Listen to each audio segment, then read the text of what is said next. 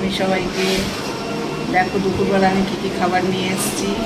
এই যে দুপুরবেলা নিয়ে এসেছি লেবু, সাদা ভাত, তোমার হচ্ছে এটা হচ্ছে সর্ষে দিয়ে চড়াচড়ি, মানে তোমার উচ্ছে আলু কুমড়ো দিয়ে, লাল শাক আর বেগুনি হয়েছে, ডাল, ফুলকপি আলুর তরকারি আর চাটনি।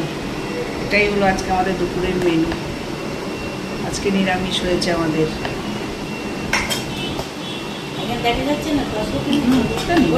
হ্যাঁ বসো, অসুবিধা তোমার দেখা গেলে অসুবিধা কি আছে। আমার খুব প্রিয় নিরামিষ খাবার। না সত্যি দিদি আমি খুব নিরামিষ ভালো খাই, কিন্তু আমার বাড়িতে নিরামিষ হয় না।